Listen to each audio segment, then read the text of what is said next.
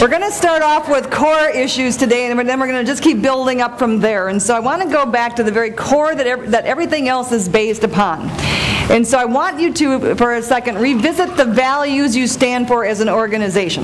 Because as you grow and become better and different, your values change. Okay? Because, imagine, do you suppose that Bill Gates has the very same values that he stands for right now as what he stood for when he was 19 years old starting his business? No, he had to become a better person. He's much more philanthropical, right? He's had to grow as a human being, and so his values had to change to create the better results that he created. And so there's always a need to go back and revisit our values. We have our strategic planning session coming up soon, and I can't wait to go back and revisit ours, because I'm going to give you some that our team created several years ago. But I want you to see what I mean by not having the standard values that every company has. So if you look at all the big companies, they all have the exact same strategic planners who come in with the exact same values, and what do they always say? What's always on the list? Integrity. What else? Trust. Okay. You got blah, blah, blah, blah, blah, blah. What does that mean? Okay, it's kind of like saying the word communication. What does that mean? I mean, isn't it ironic that, I don't know if you think about things like this late at night, but I do. It's like, isn't it ironic that the very word communication is not a very good word that defines communication? I mean, like, what does that mean, right? Okay, so what I'm going to do right now is go over some examples of values. I'm going to have you then at your table create lists of values that might be things that you'll want to go back and take to your departments or your bank in your next value meeting where you're creating the values. And some of you just did this. Your bank, we'd love to hear your story too, Amy, about, I know you were at Lead the Transformation when they were back doing this meeting. And so this may be, more relevant for others, but we'll be talking about implementation of that as well. But we'd also like to hear what they came up with that's unique at your bank. Okay, so just to give you a sense here, so I think these are up on the screen as well. Here are some examples of what I mean by values. Our number one value is extreme commitment to customer success. So I don't care one iota about customer satisfaction. Okay, this does not matter.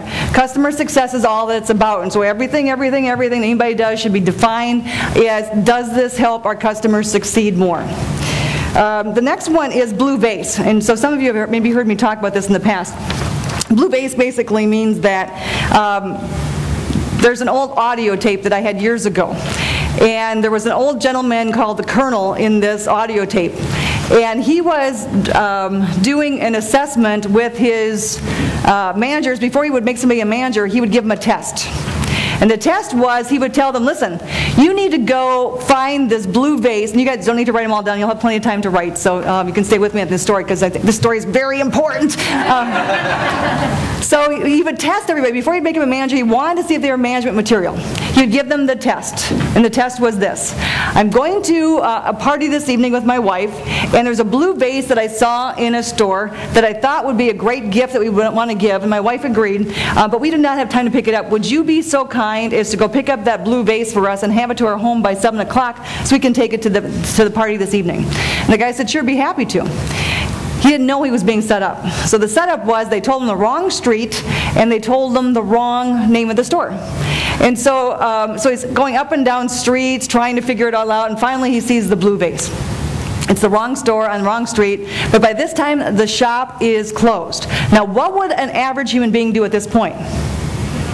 Give up. They'd give up. They'd call and they'd say, I'm really sorry, I tried, but I got here, it was on the wrong street. It was on the wrong street, it was the wrong name, your fault.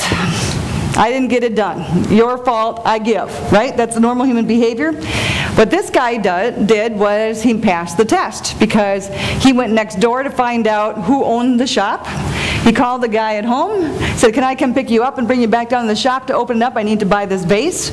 Brought the guy there, opened up the shop, got the vase, got in just in time to deliver the vase at 7 o'clock, and was made a manager.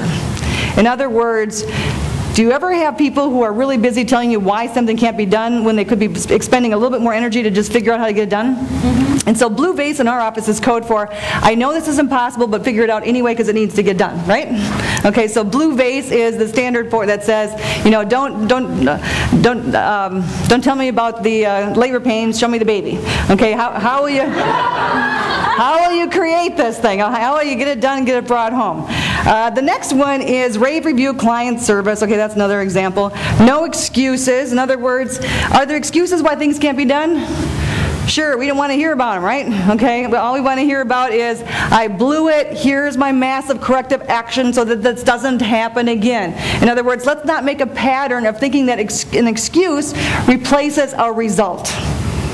Okay? Because you will find that as soon as you allow excuses, what happens to results? Okay? And people try to hide it, and it's like, don't hide. I used to have a boss that used to say, tell me the good news fast, tell me the bad news faster, but don't ever surprise me. Okay? So if you're blowing something, just keep me posted all the time. I don't want to have a surprise ever, ever, ever. If you're behind, just admit it, tell me what you're doing, got it. Okay? Anybody can live with that. It's the covering up of mistakes that really creates chaos within an organization.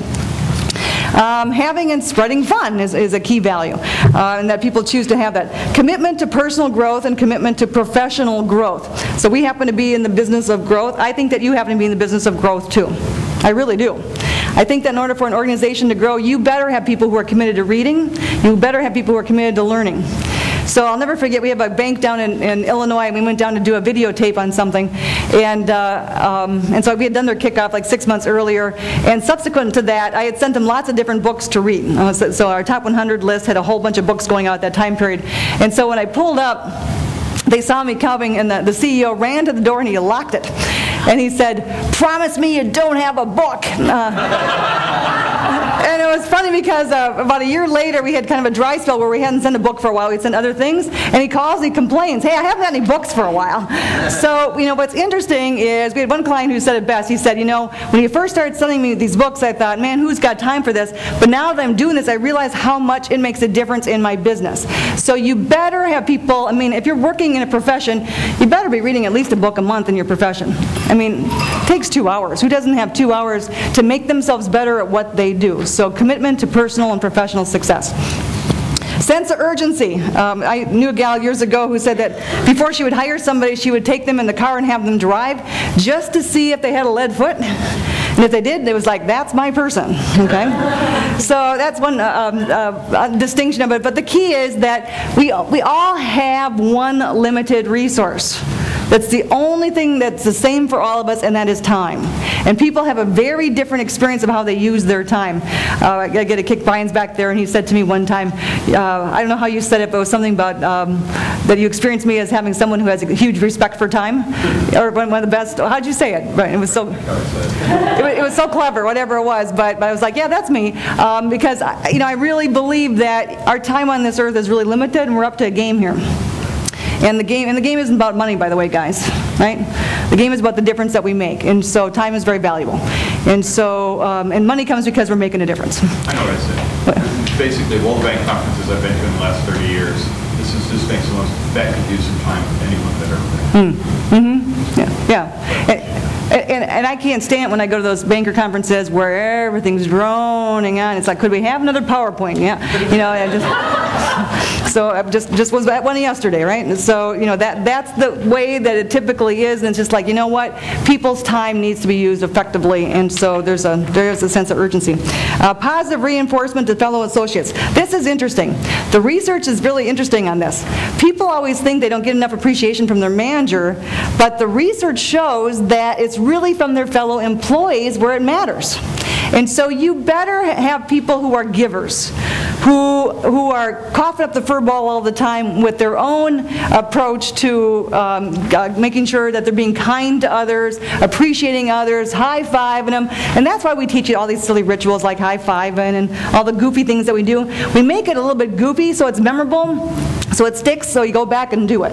And so I remember one of our banks said to us that they left boot camp and people said they couldn't walk down the street without wanting to high-five everybody, but that's the point of, I'm so glad to see you, and aren't you awesome? Aren't you an awesome human being? And good job on that. And when we have that going on, then we don't have that wah stuff going on in the organization, because people are feeling appreciated. But I'll tell you what, watch for the ones who don't feel appreciated, and I'll tell you exactly who's not appreciating. Okay? Because it's their projection. It is their projection. They're the ones who are stingiest of all.